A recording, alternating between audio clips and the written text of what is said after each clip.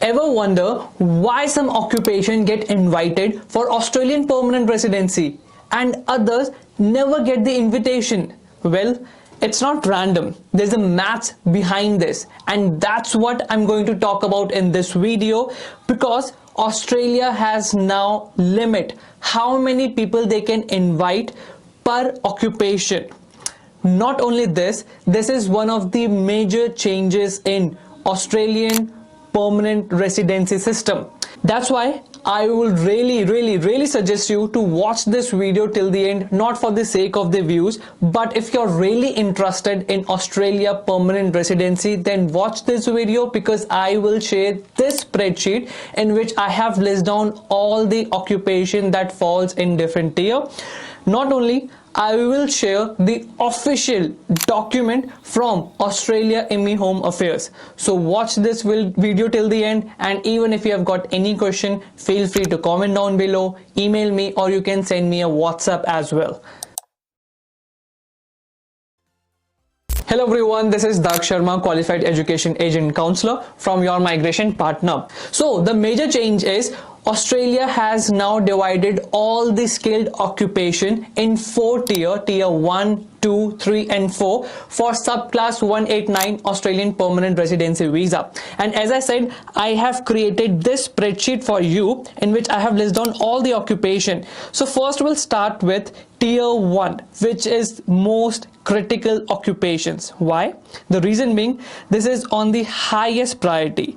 This skill is hard to replace and it takes long training time. That's why if your occupation falls in these lists, then you have best chances under 189 visa.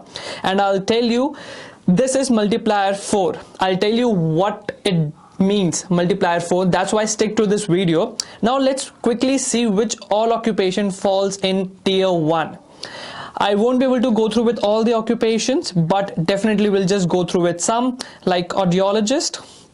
We have got cardiologist, then we have got pediatrician, we have got rheumatologist, we have got psychiatrist, we have got surgeon, dermatologist, pathologist, midwife, and all registered nurses. Right, because as you can see, these are highly skilled job. That's why it's in tier 1 most critical occupation. Now let's talk about tier 2. So these are falls in tier 2 list. As you can see, this is also considered as high priority occupation, and this is multiplier 2. This occupation is very important for sure. That's why it's in higher priority occupation. There's a shorter training than tier 1 comparatively. These skills are strong and have control demand. And again, these occupation, if your occupation falls in tier 2, then it still have good chances for 189. Now let's see occupations. We have child care center manager, we have early childhood teachers, we have secondary school teachers, we have special needs teacher, we have clinical psychologist, educational psychologist, we have social worker as well. Now let's quickly jump on tier 3 occupation. Now with the tier 3, these are general and diverse occupation which has multiplier of 1%. Now as you can see that first when we started with tier 1, it has 4% as a multiplier. Tier 2 we had 2%, we have 1% in tier 3. Now these occupations, mostly all the occupations fall here. As you can see, the list is really big as compared to tier 1 and 2. This includes the diversity, and this has moderate to limited invitation chances. Now let's see the occupations. We have construction project manager, engineer manager, we have nursing clinical director, we have dancer, we have music director, we have statistician, we have economist, we have architect, and let's go on. We have civil engineer, we have chemical engineer, we have transport engineer, electrical engineers, electronics engineer, mechanical engineer, all the engineers. We have agriculture consultant. Don't worry, I will anyhow share link of this spreadsheet in the description so that you can have a look in your time. We have fitter and turner, we have locksmith, bricklayer, carpenter and joiner. These are all trades job. We have plumber, wall and floor tiler, electrician. As you can see, it covers most of the occupation. Now then, what about tier 4? So in the tier 4, it's oversupplied occupations. That's why it has multiplier of 0.5% only. It indicates that Australia has already so many of workers in this occupation. That's why it has lowest priority for 189 visa. And the occupations are accountant, as expected, management accountant, taxation accountant, external internal audit. We have ICT business analyst, we have analyst, programmer, developer, software engineer, ICT security specialist, we have telecommunication engineer, and we have chef as well. But wait, you must be wondering what this means for you. In simple words, if your occupation falls in tier 1, then you have excellent 189 chances. If your occupation falls in tier 2, then you have strong chances at reasonable points.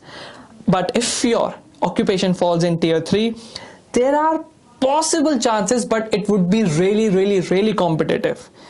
If your occupation falls in tier 4, then 189 is very tough for you. In that case, it would be highly recommended to look for other options like 491, 190, employee sponsorship. Now we have come to the very important section. I hope you remember that in the beginning of the video I mentioned that Australia government has limit the invitation per occupation. So now the question is, how you can calculate the occupation ceiling, or how you get to know what's the limit per occupation, or how you get to know what are the spots available for visa grants. I've got the answer. As I told you, there's a maths behind it. So now it's a simple formula, which is occupation ceiling. The limit is total Australian workforce size multiplied by tier percentage. If you remember, when I was looking at the spreadsheet, as I showed you, there's a multiplier of 4%, 2%, 0.5%. That's the multiplier I was talking about. So if you want to calculate occupation ceiling, then total Australian workforce size into 4%, 2% depends. Now with that, you will get to know the occupation ceiling. Now if you want to know how many spots are available for visa grants, that will be occupation ceiling. If you expand it, that will be again total Australian workforce size into tier percentage minus employee nomination scheme minus state nomination program minus regional provision program visa. Don't stress. I know it sounds confusing to you, but I'm there. I will show you the example that will clearly explain what does it mean. And not only this is the official data. As I said, I'll show you the official data which is released by Department of Home Affairs with the example of calculating and filling occupation ceiling for early childhood teacher. Now in the example, as we see, there were 79,171 early childhood teachers in Australia at the end of 2024 to 2025 according to Australia Bureau of Statistics. Now early childhood teachers are at tier 2 occupation with a multiplier of 2%. If you remember, when I was showing you the spreadsheet in tier 2, early childhood teacher was there and multiplier was 2%. Now the occupation ceiling for early childhood teacher would be 1,583 visa, which is 79,000 total workforce into tier percentage. Now this is the occupation ceiling. Now as I said, if you want to know the spots available for visa grants, then we have another formula. For example, there were 556 grants in 2024 to 2025 to early childhood teachers across employer nomination scheme, skilled nomination program, and regional provision visa. So now, which means if we minus the ceiling, employment ceiling 1583 minus 556, which leads to 1027 visa grants available to the skilled independent visa subclass 189 for early childhood teacher. Now if it still sounds confusing to you, I'll explain you quickly in easy simple words again. So basically, if you think that Australia can't invite unlimited people, like they can't invite everyone to Australia at the same time, that's why they have limit the people per occupation depending on their economy, like what all occupation they need for their economy and all. That's why they have got the occupation ceiling.